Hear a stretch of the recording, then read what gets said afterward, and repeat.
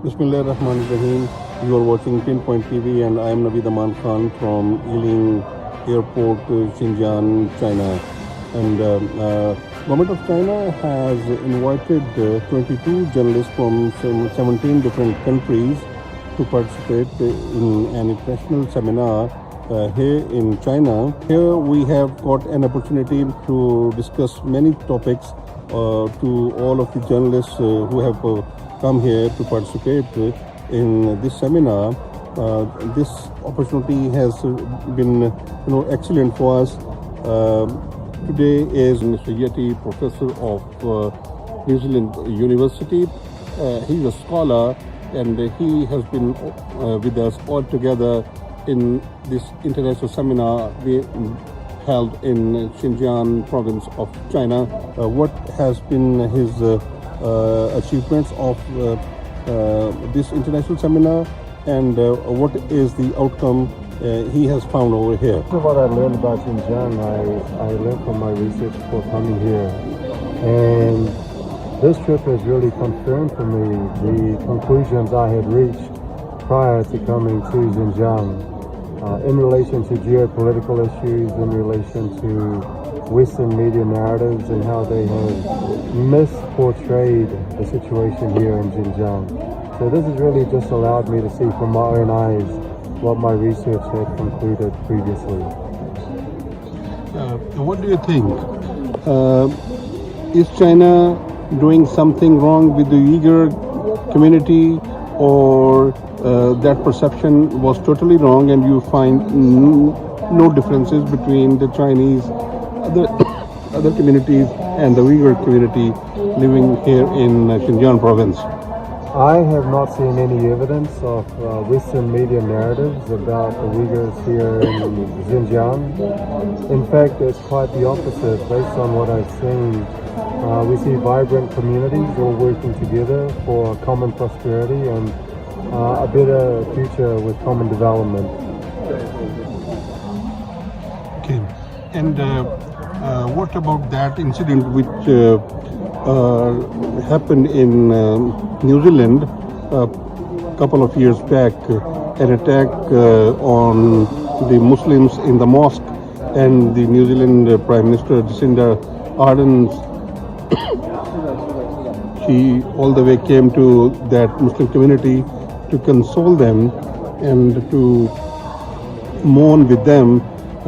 It was a very, very excellent gesture which she extended towards the Muslims of New Zealand, who the families of whom suffered a lot, and the precious lives of the Muslims were targeted in the mosque. Well, New Zealand takes pride in its multi-ethnic community. It is a bicultural system we have based on the Treaty of Waitangi, but New Zealand is very open to different communities, different ethnicities, and I think the Prime Minister showed concern for that minority group just as any New Zealand politicians would for any group living in New Zealand. One of the good things about New Zealand is its respect for different communities that live in the country. What do you think the policy of the Chinese leadership, Xi Jinping, of the development, the progress, and the extension of the economic growth in China, and in particular in related to its different corridors like CPEC and the other corridors around the world? What do you think that the economic expansion or economic strength is working or still underway? Well, I think it's still in progress, but I'm yet to give credit to the Chinese government for the extraordinary development they've done so far. Understandably, it's very difficult to govern a population of 1.4 billion, and yet they've done a fantastic job in not only organizing these different ethnic groups within their country, but organizing them for a better prosperity and a better development in the future. I think the rest of the world will probably benefit from the Belt and Road Initiative. It's a win-win for everyone involved. It will be based on economic competition, so other economic actors will have to up their game if they do want to compete with China. But in saying that, that's what trade is all about. So the BRI certainly promises a bright future for all those that will be involved. Yeti, what do you think the policy of the Chinese President Xi Jinping of the connectivity with different nations and with different countries of the world based on economy will also strengthen political, cultural, and economic relationship with the entire world? It will strengthen not only Chinese economy but also the economies of different world. What do you think?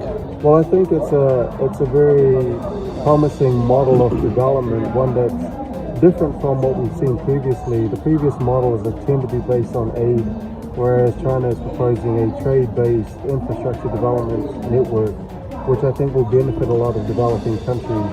Many of these developing countries do have a lot of natural resources, and infrastructure development will be critical for their prosperity, and I think that's the hope that they have with the Belt and Road Initiative. In terms of China's own prosperity, like I said earlier, it's a win-win situation for everyone involved. Chinese President Xi Jinping has introduced this policy of connectivity for the first time, and it is against the policy of division. It is a policy of unity and harmony and collaboration or cooperation. We have experienced for the first time in our life that any leader of the world, of any country of the world, has given such a harmonious or multilateral policy, which is based on win-win, situation wherever it goes on. What do you think? Well, I think one of the strengths of the Chinese program is its respect for different ethnic groups, different cultural groups, not only here in China but abroad. I see they respect the sovereignty and autonomy of different countries, and yet what unites them is this common aim for development based on an integrated economic structure that will see trade improve as well as infrastructure improve. So like I said, it's definitely promising. We'll see how it plays out, but so far so good. Yeti, what do you think? China is making a rapid progress. Is China becoming an economic world #1 power, or has already become, or it is emerging, or how do you grade China's development and economy now? Well, certainly it's one of the top 2 economies in the world, and it's only getting stronger. Obviously, COVID-19 interfered with the development, but I think China's getting back on track. So in terms of the Belt and Road Initiative and what this will do for economic development of China, it can only take it upwards and onwards. That's great. And finally, what do you say about all this seminar held here, and what was the achievement, outcome, and objective of organizing this seminar here in China? Well, many of us, before we came here, we'd only done second-hand research. So a lot of reading books, a lot of journal articles, but not many of us had first-hand experience. And what this has taught us is, we can see with our own eyes what we've come to conclude from our second-hand research. So this really added to the points of views that we already held. It clarified some things, confirmed some things, and also taught us some new things. Thank you very much, Mr. Yeti. So thank you very much, ladies and gentlemen. We were interviewing Mr. Yeti, professor of New Zealand University. He's a scholar, and he has been with us all together in this international seminar we held in Xinjiang province of China in different sessions. He has been very, very active and very effectively speaking his ways and giving his point of view in different sessions of the seminar, in the lectures, whatsoever has been his point of view. We have come to know about his country, about China, and about different ethnic groups of this country. So it's all over from Xinjiang, all over from Yiling, and all over from this particular airport.